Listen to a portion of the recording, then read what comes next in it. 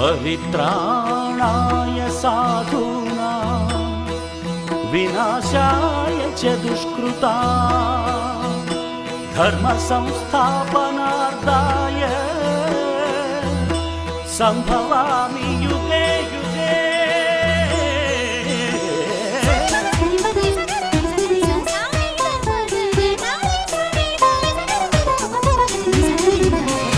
உலகினில் மனிதன் வாழும் வரை ஒவ்வொரு நாளும் தர்மயுத்தம்,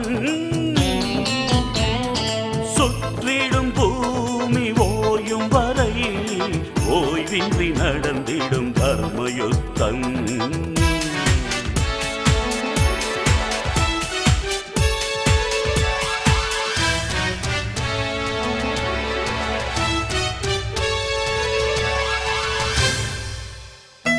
கருவில் யுத்தம், பிறப்பில் யுத்தம், கருத்தில் யுத்தம், காலம் முழுதும் தர்மயுத்தம். உழைப்பில் யுத்தம், பிழைப்பில் யுத்தம், உயர்வில் யுத்தம், உலகில் என்றும் தர்மயுத்தம். ஒரு துளி மழையில் கடலின் தொடக்கம், ஒரு பெண் நினைத்தால் எதுவும் நடக்கும் தர்மயுத்தம். ஆணை பெற்று எடுத்தாய் பெண்ணே, ஆதிசக்தி நீதான் பெண்ணே, தர்மயுத்தம். பஞ்சை போன்ற நெஞ்சிக்குள்ளே தீ எதற்கடா, கையில் ஏந்த பூக்கள் உண்டு கத்தி எதற்கடா, ரத்தம் சிந்தும் யுத்தம் இங்கே தேவையில்லையடா, நித்தம் ஜெயிக்கும் வாழ்க்கை மட்டும் நமக்கு வேண்டுமடா. போராட்டம் இல்லாமல் வரலாறு கிடையாது, தலைக்கற்கள் நீ தாண்டி நடைபோடு, சொர்க்கம் உன் பக்கத்தில் நித்தம் செய் தர்மயுத்தம்.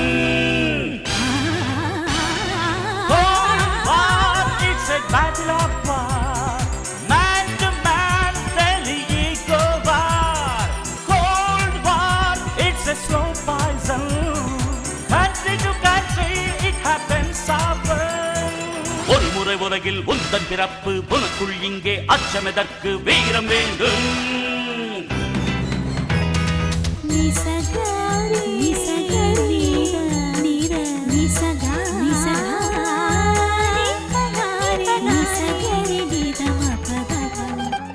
மனிதனுக்குள் கடவுள் உண்டு, தேடி பாரடா, மற்றவர்க்கு வாழும் போது தெய்வம் நீயடா. குற்றமில்லா மனிதனை இங்கே யார் கண்டது, நீதி சொல்ல அவனிடம் மட்டும் நிஜம் உள்ளது. தர்மயுத்தம்.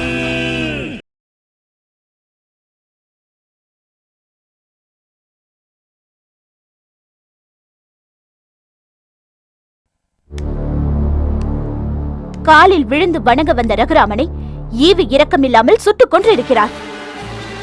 இது ஒரு தொழில்முறை கொலையாளி போல் நன்கு திட்டமிடப்பட்ட ஒரு கொலை. Yes, it's a pre-planned murder.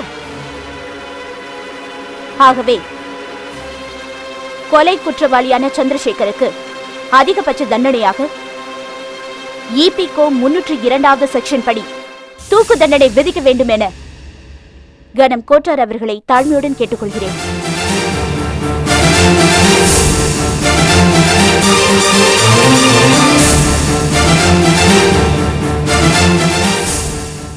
இந்த வழக்கினுடைய தீர்ப்பு பிற்பகலுக்கு ஒத்திவைக்கப்படுகிறது.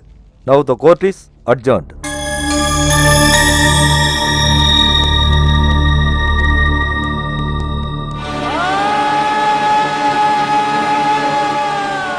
மேடம், ரொம்ப அருமையா ஆர்கியூ பண்ணீங்க. சந்திரசேகருக்கு நிச்சயமா தூக்கு தண்டனை தான் கிடைக்கும். சந்திரசேகருக்கு தண்டனை கிடைக்கணுங்கிறதுக்காக நான் வாதாடல. சட்டத்தோட பிடியில் இருந்து குற்றவாளி தப்பிச்சிட கூடாதுங்கிறதுக்காக தான் நான் வாதாடினேன். ரொம்ப சூப்பரா ஆர்கியூ பண்ணீங்க. தேங்க்யூ. பைரவி, என்ன உனக்கு ஞாபகம் இருக்கா? ஏன் இல்லாம மறுக்கக்கூடிய ஃப்ரெண்ட்ஷிப்பா? இறந்து போனது என் தம்பிதான். தெரியும், எல்லாம் எனக்கு தெரியும். எங்க என் தம்பியை கொண்ட கொலைகாரன் தண்டனையில இருந்து தப்பிச்சிடுவானோன்னு ரொம்ப பயந்துகிட்டு இருந்தேன். உன்னோட ஆர்கியூமெண்டால அவனுக்கு நிச்சயம் தண்டனை கிடைச்சிடும்னு எனக்கு நம்பிக்கை வந்துடுச்சு. யாருக்கு தண்டனை கிடைச்சு என்ன பண்றது? என் தம்பி போனது தானே, திரும்ப வர போறான். மாதவி அழாதீங்க, ப்ளீஸ் ரிலாக்ஸ் ஆகுங்க, அழாதீங்க. சார் எக்ஸ்கியூஸ் மீ, வந்துடுறேன் சார்.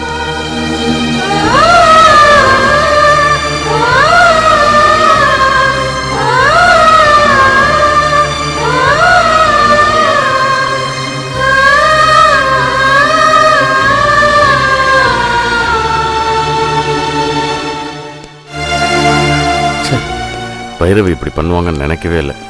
மத்தியானம் தீர்ப்புன்ட்டாங்க. நிச்சயமா அவருக்கு ஹேங்கிங் தான் கொடுப்பாங்க. என்ன சார் இப்படி பண்ணிட்டாங்க? நாம இந்த கேஸ்க்காக எவ்வளவு கஷ்டப்பட்டோம். சார் கஷ்டப்பட்டோம். என்ன என்ன சார், நான் கூப்பிட்டு பேசாமே போறீங்க? எங்களெல்லாம் கூட உங்க கண்ணுக்கு தெரியுமா? என்ன பேசுறீங்க விஜய்? என்ன பேசணுமோ அதான் பேசுறேன். ஏன் இவ்வளவு ஹாஷா வேண்டா வெறுப்பா பேசுறீங்க? நாங்க யாரும் வேண்டா வெறுப்பா பேசல. நீங்க தான் எங்களை வேண்டா வெறுப்பா பேச வைக்கிறீங்க. நானா? நல்ல நண்பர்களா பழகிட்டு ஏன் இப்படி பேசுறீங்க? ஃப்ரெண்ட்ஷிப் பத்தி நீங்க பேசாதீங்க.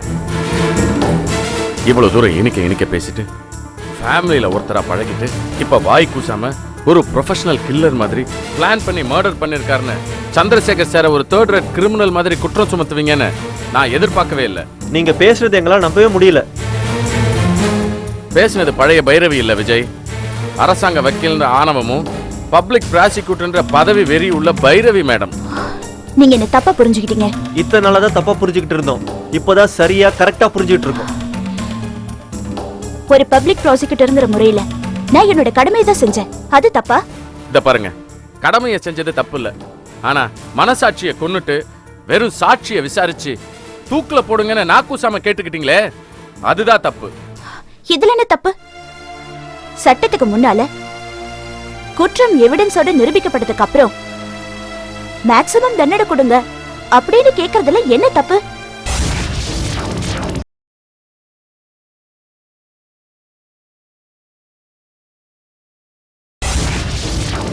மனசாட்சியை கொன்னுட்டு வெறும் சாட்சியை விசாரிச்சு தூக்குல போடுங்கன்னு நாக்கூசாம கேட்டுக்கிட்டீங்களே, அதுதான் தப்பு. இதுல என்ன தப்பு? சட்டத்துக்கு முன்னால குற்றம் எவிடன்ஸோட நிரூபிக்கப்பட்டதுக்கு அப்புறம் மேக்ஸிமம் தண்டனை கொடுங்க அப்படின்னு கேக்குறதுல என்ன தப்பு? நீங்க எவ்வளவு எக்ஸ்பிளனேஷன் கொடுத்தாலும் தப்பு தான். இல்லங்க, நான் செஞ்சது சரி. பாருங்க, உங்களுக்கு சரின்னு படுறது எங்களுக்கு தப்பா தெரியுது. அதையே தான் நானும் சொல்றேன். உங்களுக்கு தப்பா தெரியறது எனக்கு சரியா தெரியுது. ஒரு வக்கீலா வாய் திறமைய கோர்ட்ல காட்டுங்க. கோர்ட்டுக்கு வெளியே காட்டணும் அவசியம் இல்ல. மிஸ் பைரவி, நீங்க திறமையா வாதாடி சந்திரசேகர் சாருக்கு தூக்கு தண்டனை வாங்கி கொடுத்தீங்கன்னு பேப்பர்லயும் மீடியாலயும் நியூஸ் போடுவாங்க. அதுலயும் நீங்க சிரிச்ச முகத்தோட பேட்டி கொடுங்க. ஆனா உங்க சிரிப்புக்கு பின்னாடி எங்களை மாதிரி லட்சக்கணக்கான ரசிகர்களோட கண்ணீர் இருக்குன்றத மறந்துடாதீங்க. நீங்க உணர்ச்சி வசப்பட்டு பேசுறீங்க. நான் உண்மையான நிலைமையே பேசுறேன். எது உண்மை?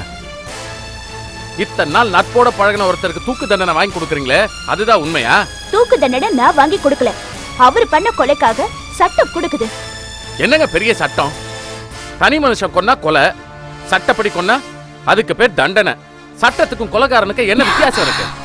தனி மனுஷன் உணர்ச்சி வேகத்துல கொலை பண்றான், ஆனா சட்டம் நின்னு நிதானமா விசாரிச்சு கொலை பண்ணுது. அவ்வளவுதானே? குற்றவாளிகள் தண்டிக்கப்பட்டதான் ஆகணும். அதான் தர்மம், அதான் நியாயம். இத பாருங்க, எது தர்மம் எது நியாயம்? எல்லா குற்றங்களுக்கு பின்னாடியும் ஒரு நியாயம் இருக்கு. எல்லா தர்மங்களுக்கு பின்னாடியும் ஒரு அநியாயம் இருக்கு. அது எப்படி இருக்க முடியும்? இருக்குங்க.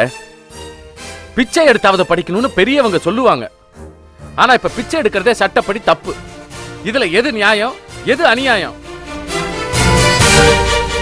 ஒரு பிச்சைக்காரன் பிச்சைன்னு கேட்டா உடனே 1 ரூபாயோ 2 ரூபாயோ போடுவேன். ஏன்னா என் கண்ணுக்கு அவனுடைய பசி மட்டும்தான் தெரியுது. ஆனா உங்களை மாதிரி இருக்கிறவங்க ஏன் பிச்சைக்காரனுக்கு 2 ரூபாய் போட்டீங்க? உங்களை மாதிரி 100 பேர்கிட்ட பிச்சை எடுத்தா 200 ரூபாய் ஆயிடுச்சு. அந்த 200 ரூபாயை வச்சு அவன் தப்பு பண்ணுவான், சமூக விரோதியா வருவான் அப்படின்னு 1008 விதண்டாவாதங்கள் பேசுறதுக்கு தயங்க மாட்டீங்க. இதுக்கெல்லாம் பதில் சொல்ல முடியாத, ஏன் பதில் சொல்லக்கூடாத கேள்விகள். எனக்கு பசிக்கிறவனுக்கு காசு போடுறது என்னுடைய நியாயம், அதுதான் தர்மம். சார், நியாயம் அநியாயம் அவங்கவுங்க கண்ணோட்டத்துல மாறுபடலாம். ஆனா சத்தியம் மாறவே மாறாது. மனசாட்சியை கொன்னுட்டு சத்தியத்தை பத்தி பேசாதீங்க. நான் மனசாட்சியை கொன்னேனா காப்பாத்தினே நானு உங்களுக்கு எடுத்து சொல்லி புரிய வைக்க என்னால முடியாது. பட் ஒண்ணு மட்டும் சொல்ல விரும்புறேன், சத்தியம் ஜெயிக்கும் சார்.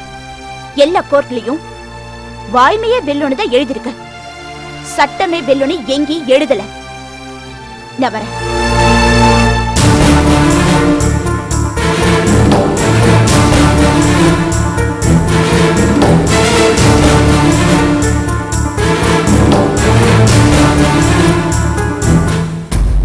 சந்தர்ப்ப சாட்சியங்களையும் வக்கீலுடைய வாதங்களையும் வைத்து பார்க்கும் பொழுது ரகுராமனை திட்டமிட்டு சந்திரசேகர் துப்பாக்கியால் சுட்டுக் கொண்டிருக்கிறார் என்பது சந்தேகத்திற்கிடமின்றி நிரூபணமாகிறது. ஆகவே சந்திரசேகர் குற்றவாளி என நீதிமன்றம் முடிவு செய்து இபிகோ 302வது பிரிவின்படி அதிகபட்ச தண்டனையாக தூக்கு தண்டனை விதித்து சாகுவரை தூக்கிலிட இந்த நீதிமன்றம் உத்தரவிடுகிறது.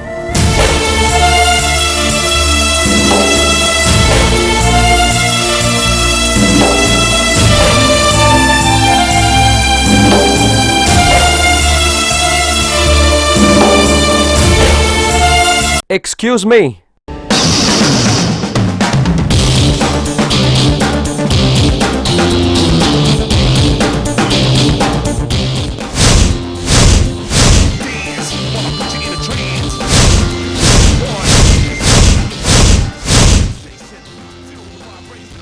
Your Honor, I am Raghu Raman. Raghu,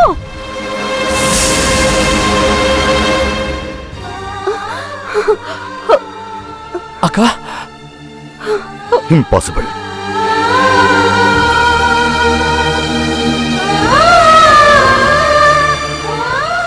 Akka? Raghu நீ நான் தான் அக்கா, உங்க தம்பி ரகு. நான் சாகல. Impossible. No. No. I can't believe. நான் தான் சுட்டேன். நான் தான் இவனை சுட்டேன். எப்படி? இவன் செத்துட்டான். இவன் போலி. இவன் உயிரோட வந்திருக்கவே முடியாது. இவன் போலி. யுவர் ஆனர், நான் தான் இவனை சுட்டேன். Your honour.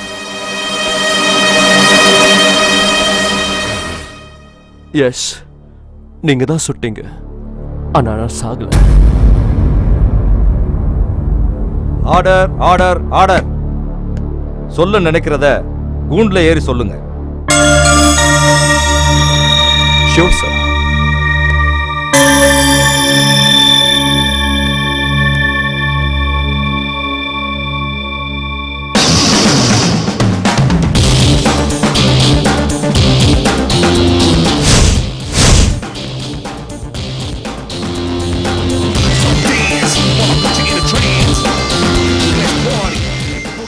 யுவர் ஆனர், நான் சாகவே இல்லை.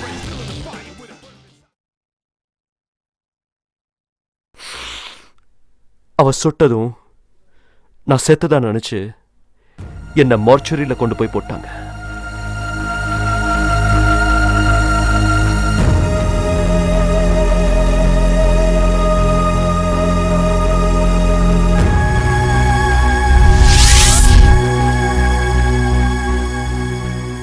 எனக்கு உணர்வு வந்தப்போ உயிரே உறைஞ்சு போற மாதிரி ஒரு குளிர் உடம்பு பூரா பரவிச்சு.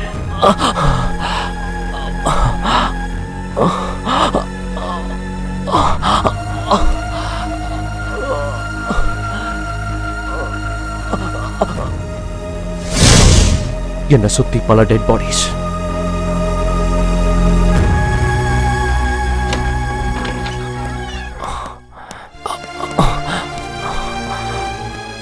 மொத்தம் செத்து போனது 12 பேரியா? பீச்சில் கலவரத்தில் செத்தது 3 பேரு, பஸ் ஆக்சிடென்ட்ல செத்து போனது 3 பேரு, சூசைட்ல செத்து போனது 2 பேரு, ரயில்வே தண்டவாளத்தில் செத்து போனது 3 பேரு, மீதி 1 ரகுராமன் மியூசிக் டைரக்டர். கரெக்டா? நீங்க சொன்ன ரொம்ப கரெக்ட் சார். 7 பாடியை போஸ்ட்மார்ட்டத்துக்கு அனுப்பிச்சாச்சு. மீதி எல்லா பாடியும் இனிமே தான் அனுப்பணும். நீங்க சொன்ன மாதிரி எல்லா பாடிக்கும் கையில நம்பர் போட்டு டோக்கன் போட்டு எழுதி வச்சிருக்கேன் sir. Day time doctor duty முடிச்சு போயிட்டாரு சார். அடுத்த ஷிஃப்ட் டாக்டர் இன்னும் கொஞ்ச நேரத்தில் வந்துருவார் சார். யோ, இவன் பேரு ரகுராம, அதே வயசு. ஆனா இவன் அனாதை, திருநெல்வேலி அனாத ஆசிரமத்துல படிச்சவன். மியூசிக் டைரக்டர் ரகுராமன் பாடி போஸ்ட்மார்ட்டத்துக்கு போயிடுச்சு. இனிமேதான் இவன் பாடியை அனுப்பணும். மியூசிக் டைரக்டர் ரகுராமன் பாடி போஸ்ட்மார்ட்டத்துக்கு போயிருச்சு. அனாத ரகுராமன் பாடி இனிமேதான் போஸ்ட்மார்ட்டத்துக்கு போக போகுது. இந்த ஆண்டனிக்கு மார்ச்சுரியில 15 வருஷம் சர்வீஸ் இருக்கு சார். எல்லாத்தையும் நான் கரெக்டா செய்வேன் சார். யோ, என்னையா இது? எப்ப பார்த்தாலும் உனக்கு தண்ணி அடிச்சிட்டு இருக்கதே ஒரு பொழப்பா போச்சியா? போதல் இல்லாம இந்த புனநாத்துல இருக்க முடியுமா சார்? இதெல்லாம் கண்டுக்காத சார். வாங்க சார் போலாம். அட போய் அந்த பாடியெல்லாம் எடுத்துன்னு போய் சேர்க்கறதுக்குள்ள பெரிய தொல்லையா போச்சியா. குழப்பா இது.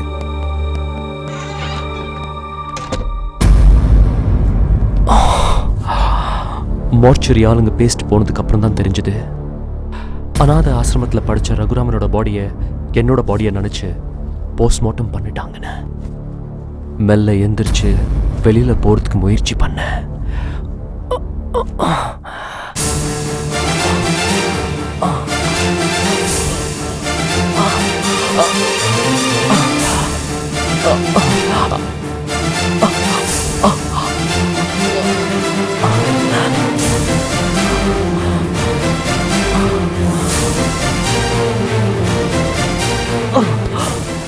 என்னால நடக்கவே முடியல.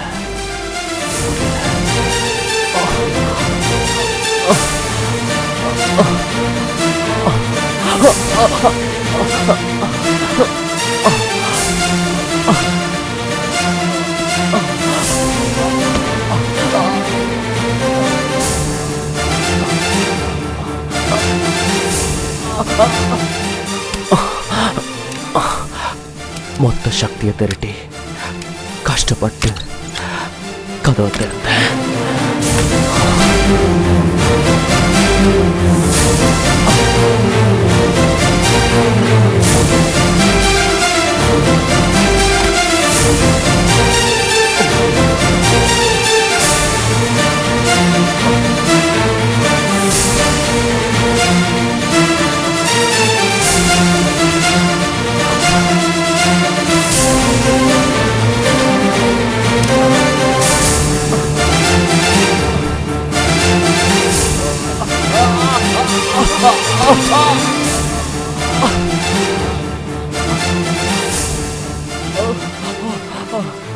வெளியே வந்தனா நடக்க கூட தெம்பில்லாம மயங்கி விழுந்துட்டேன்.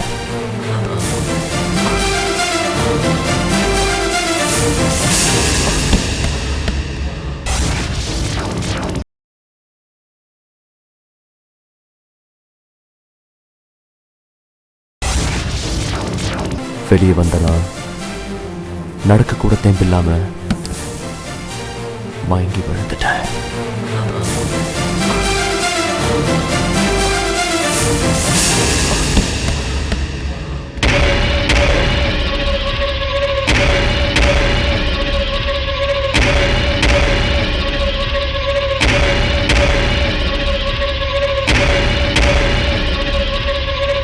வேற ஒன்றும் இல்லை சார். சரியா எல்லா ரூமையும் செக் பண்ணியாச்சு? செக் பண்ணிட்டேன் சார். என்னது மார்ச்சுவரியில் பணமா கிடந்தவன் இங்க வந்து உயிரோட கிடக்கான் சார்? இவன் திருநெல்வேலி அநாத ஆசிரமத்தில் படித்தவனான் சார். இவன் பேர் ரகுராமன் சார். பீச்சில் நடந்த கலவரத்தில் இவன் செத்து போனான் சார். சாகலையா? அவன் உயிரோட இருக்கான் போல் இருக்கு. செத்தவன் அங்கே சவாரையில் இருக்கணும், இங்கே வந்து கிடக்கானே சார். இந்த விஷயம் வெளியில தெரிஞ்சா என் வேலையே போயிடும் சார். நீங்க தான் சார் காப்பாற்றணும். ஓஞ்சு ஆளி மட்டும் இல்லை, இவனை சரியா கவனிக்காம சவான்னு சொல்லி மார்ச்சருக்கு அனுப்புனானே டாக்டரு, அவன் ஜாலியும் போயிடும். இல்லை அந்த ஹெல்த் மினிஸ்டர் ஆட்டம் கண்டுறோம்ல, கேட்டியா? அது இருக்கட்டும்ல, இவன் உசுரை எப்படியாவது காப்பாற்றணும்ல. நான் படிச்சு அந்தோணியார் ஆசிரமத்தில் படிச்சவனா வேற இருக்கான். எப்படியாவது உன்னை பொழைக்க வைக்கணும். புடி. சரி சார். புடிங்க சார். சாச்சிராம பார்த்து புடி. அரை மயக்கத்துல உயிருக்கு போராடிக்கிட்டு இருந்த என்ன 2 பேர் தூக்கிட்டு போனாங்க. ஒரு கார்ல போட்டு எங்கேயோ கொண்டு போனாங்க. ஏதோ ஒரு இடத்துல வச்சு ஒரு ஹாஸ்பிட்டல்ல இருக்கிற சகல வசதியோட டாக்டர் என்னை கவனிச்சுக்கிட்டாரு. உடம்புல இருந்த புல்லட்டை வெளியே எடுத்துட்டாங்க. ஒரு குழந்தை மாதிரி என்னை கவனிச்சுட்டாங்க. நான் மெல்ல மெல்ல தேறி வர ஆரம்பிச்சேன். ஆனா மார்ச்சுரியில தொடர்ந்து -4 டிகிரி குளிர்ல இருந்ததுனால என் நரம்பெல்லாம் பாதிக்கப்பட்டு கை கால் முன்ன மாதிரி இயல்பா செயல்படல. டாக்டர் அதுக்கான பிசியோதெரப்பி ட்ரீட்மெண்ட் கொடுக்க ஆரம்பிச்சார். நாட்கள் வாரங்கள் மாசங்கள் ஆயிடுச்சு. நான் பழைய நிலைமைக்கு வர ஆரம்பிச்சேன். சொல்லுங்க. பத்திரிக்கை டிவி எல்லாம் பார்க்க ஆரம்பிச்சேன். அப்போதான் டிவியில சந்திரசேகர் சாருக்கு தூக்கு தண்டனை கடிக்க போதுங்கிற நியூஸை கேட்டேன். டாக்டர் கூட தெரியாம கோர்ட்ல ஆஜராகணும்னு அங்கேருந்து தப்பிச்சு வந்தேன். நான் தான் சுட்டேன். இவன் செத்துட்டான். இவன் போலி. இவன் சொல்றதெல்லாம் போய். யுவர் ஆனர், நானே என் கையால தான் இவனை சுட்டேன். இவன் போலி யுவர் ஆனர். இவன் போலி. நான் சொல்றத நம்புங்க. இவன் சொல்றத நம்பாதீங்க. இவன் போலி. Order, order, order. இதுதான் நடந்தது யுவர் ஆனர்.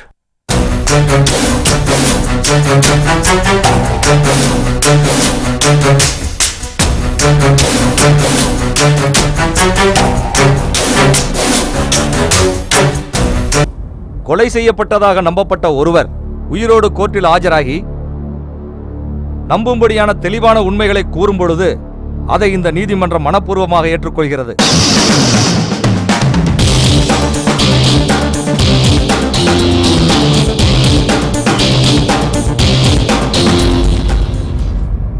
இது மாதிரியான சம்பவம் ஒன்றும் புதிதல்ல. மகாராஷ்டிரா மாநிலத்தில் புனே மேஜிஸ்ட்ரேட் கோர்ட்டில் இந்த மாதிரி ஒரு சம்பவம் நடந்துள்ளது. கொலை செய்யப்பட்டவர் உயிரோடு திரும்பி வந்ததால் குற்றம் சாட்டப்பட்டவர் நிரபராதி என்று விடுதலை செய்யப்பட்டிருக்கிறார். எனவே இந்த வழக்கிலும் அதுபோல் நடந்திருப்பதால் கொலை செய்யப்பட்ட ரகுராமன் உயிரோடு இருப்பதாலும் கொலை குற்றம் சாட்டப்பட்ட சந்திரசேகர் நிரபராதி என்று தெள்ளத் தெளிவாக நிரூபணமாகிறது.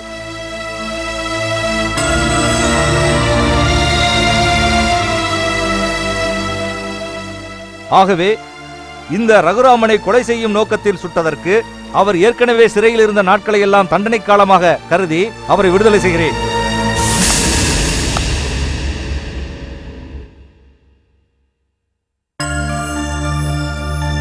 மேலும் அரசு மருத்துவமனையில் உடல்கள் மாறியது குறித்து சம்பந்தப்பட்ட துறைக்கு விசாரணையிட உத்தரவிடுகிறேன். இத்துடன் கோர்ட் கலைகிறது.